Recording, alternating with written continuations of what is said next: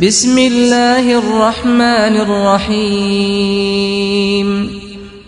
Assalamualaikum warahmatullahi wabarakatuh. Bagaimana kabarnya anak-anakku yang solih dan solihah? Pak Iwan berharap semuanya baik-baik saja. Alhamdulillahirrabbilalamin, kita bertemu kembali bersama Pak Iwan dalam pelajaran pendidikan agama Islam.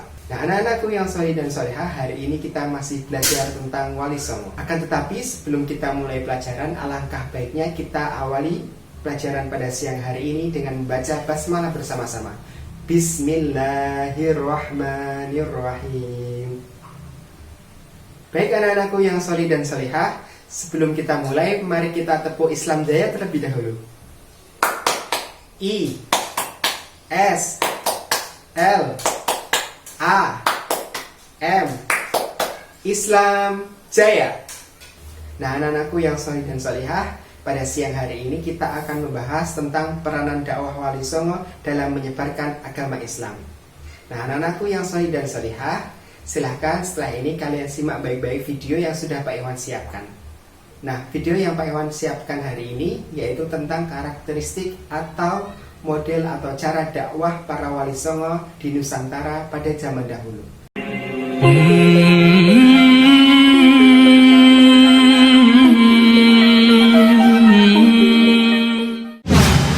Assalamualaikum warahmatullahi wabarakatuh.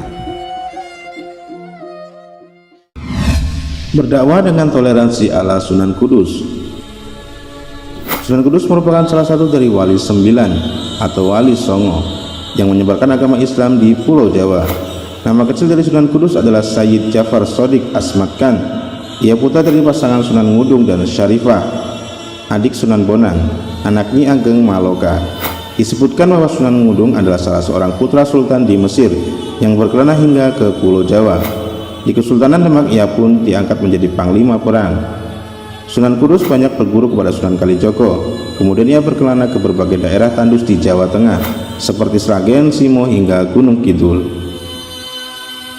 Cara berdakwahnya pun meniru pendekatan Sunan Kalijogo, sangat toleran pada budaya setempat. Cara penyampaiannya bahkan lebih halus. Itu sebabnya para wali yang kesulitan mencari pendakwah ke Kudus yang mayoritas masyarakatnya pemeluk teguh agama Hindu dan Buddha menunjuknya. Cara Sunan Kudus mendekati masyarakat Kudus adalah dengan cara memanfaatkan simbol-simbol Hindu dan Buddha. Hal itu terlihat dari arsitektur Masjid Kudus. Suatu waktu ia memancing masyarakat untuk pergi ke masjid mendengarkan tabliknya. Untuk itu ia sengaja menambatkan sapinya yang diberi nama Kebo Kumarang di halaman masjid. Orang-orang Hindu yang mengagungkan sapi menjadi simpati, apalagi setelah mereka mendengar penjelasan Sunan Kudus tentang surat Al-Baqarah yang berarti sapi betina. Sampai sekarang sebagian masyarakat tradisional Kudus masih menolak untuk menyembelih sapi. Sunan Kudus juga mengubah cerita-cerita ketauhidan. Kisah tersebut disusunnya secara berseri, sehingga masyarakat tertarik untuk mengikuti kelanjutannya. Sebuah pendekatan yang tampaknya mengadopsi cerita 1001 malam dari masa kekhalifahan Abbasiyah. Dengan begitulah Sunan Kudus mengikat masyarakatnya. Sebagaimana ayahnya, ia juga pernah menjadi panglima perang Kesultanan Demak. Ia ikut bertempur saat Demak di bawah kepemimpinan Sultan Prawoto bertempur melawan Adipati Jipang Arya Penangsang. Kiprah dakwah Sunan Kudus. Kiprah dakwah dari Sunan Kudus di Pulau Jawa bermula saat Sunan Kudus pergi menuju kota Kudus. Kondisi kota Kudus saat itu bahwasanya sudah ada yang pernah mendakwahkan Islam, yakni Kiai Telingsin, sehingga sebagian masyarakatnya juga sudah ada yang mengenal Islam. Sunan Kudus masuk ke kota Kudus bersama dengan santri-santrinya, yang mana santri-santrinya ini adalah mantan prajurit perangnya ketika memimpin perang terdahulu. Setelah sampai di Kudus, Sunan beserta dengan santri-santrinya membangun sebuah masjid sebagai tempat ibadah dan pusat penyebaran agama Islam. Masjid yang dibangun oleh Sunan Kudus adalah Masjid Menara Kudus yang masih berdiri hingga kini. Masjid Menara Kudus didirikan pada tahun 1456 Hijriah yang bertepatan dengan 1549 Masehi.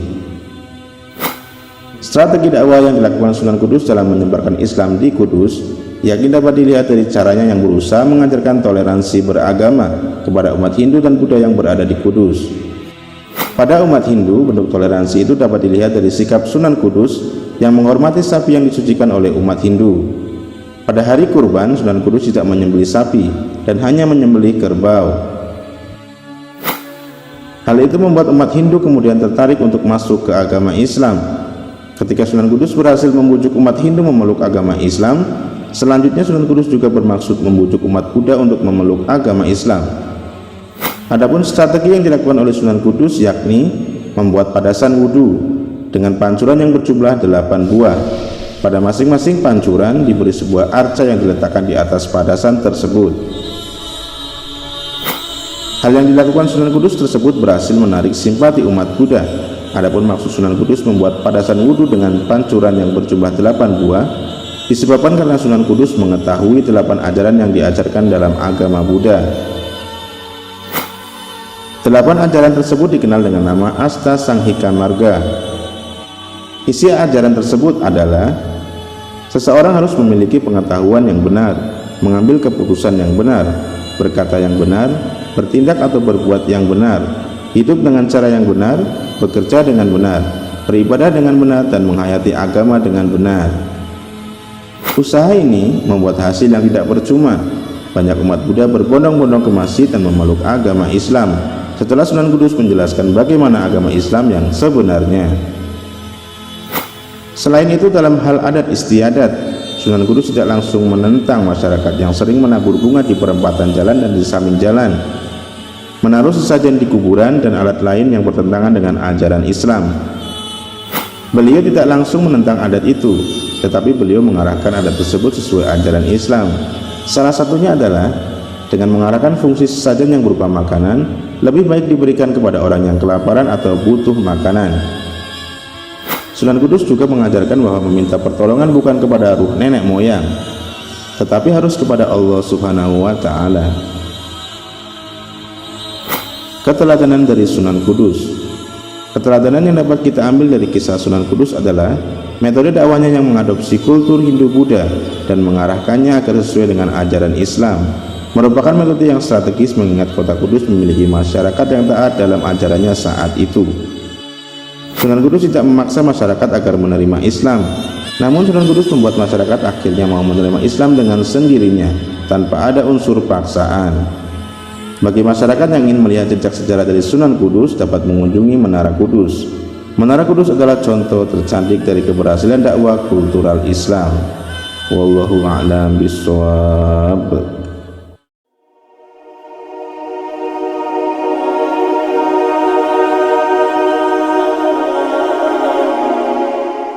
Anakku yang solih dan solihah, setelah menyaksikan video ini, silahkan anak-anakku tuliskan karakteristik atau ciri-ciri dakwah yang digunakan oleh Wali Songo dalam menyebarkan agama Islam di Nusantara ini. Silahkan dituliskan dalam sebuah kertas, lalu difoto dan dikumpulkan di web e-learning Sekolah Teladan Yogyakarta. Baik, sebelum kita lanjut, mari kita tepuk Islam Jaya terlebih dahulu. 1, 2, 3. I S L A M Islam Jaya. Dan anakku yang solih dan solihah, demikian video dari Pak Iwan. Pak Iwan berpesan kepada anak-anak untuk selalu menjaga kebersihan, kesehatan, dan jaga sholat 5 waktu serta stay at home, di rumah saja. Nah, baik anak-anakku yang solih dan solihah, kita akhiri pelajaran pada siang hari ini dengan membaca hamdalah bersama-sama. Alhamdulillahirabbil alamin. Sekian dari Pak Iwan. Pak Iwan tutup dengan salam. Wassalamualaikum warahmatullahi wabarakatuh. Diteladan semua anak hebat. Alhamdulillahirabbil alamin.